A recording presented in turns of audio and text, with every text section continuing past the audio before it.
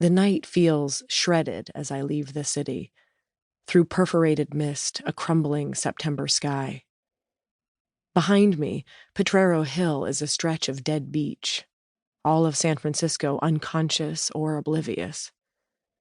Above the cloud line, an eerie yellow sphere is rising. It's the moon, gigantic and overstuffed, the color of lemonade.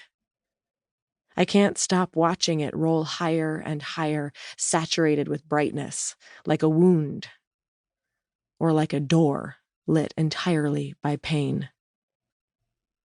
No one is coming to save me. No one can save anyone, though once I believed differently. I believed all sorts of things, but now I see the only way forward is to begin with nothing, or whatever is less than nothing. I have myself and no one else. I have the road and the snaking mist. I have this tortured moon. I drive until I stop seeing familiar landmarks, stop looking in my rear view to see if someone is following me. In Santa Rosa, the Travelodge is tucked behind a superstore parking lot, the whole swath of it empty and overlit, like a swimming pool at night with no one in it. When I ring the bell, the night manager makes a noise from a back room and then comes out cheerfully, wiping her hands on her bright cotton dress. "How are you?" she asks. The world's most innocuous question, impossible to answer. "Fine." She holds out the registration card and a purple pen, the dimpled flesh under her arm unfurling like a wing. I feel her looking at my face, my hair. She watches my hands, reading upside down. "Anna Louise Hart, that's sure a pretty name." "What?" "Don't you think so, baby?"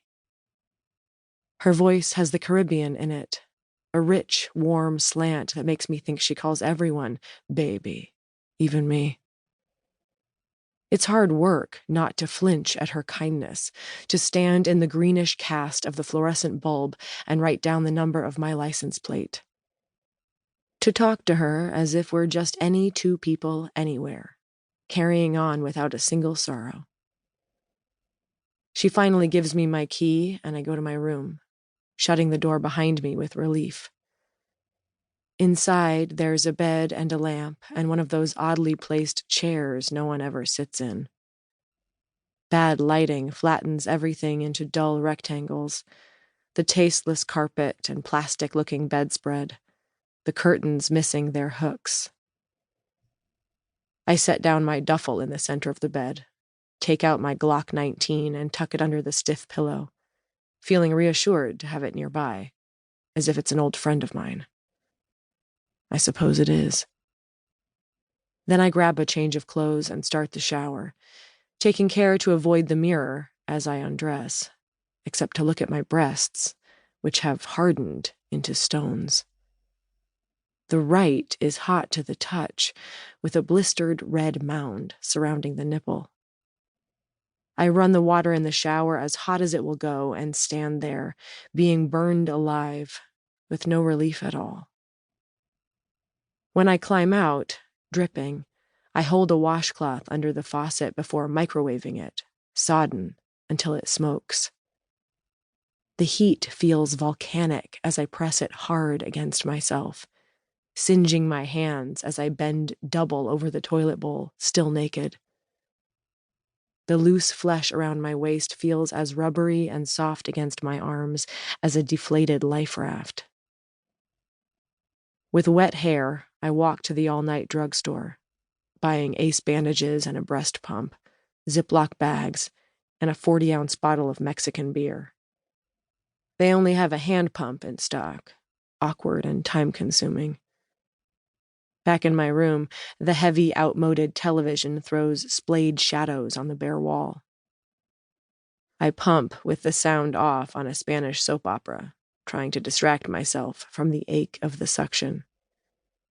The actors make exaggerated movements and faces, confessing things to one another while I labor on one breast and then the other, filling the reservoir twice, and then emptying the milk into the baggies I label September 21st, 1993.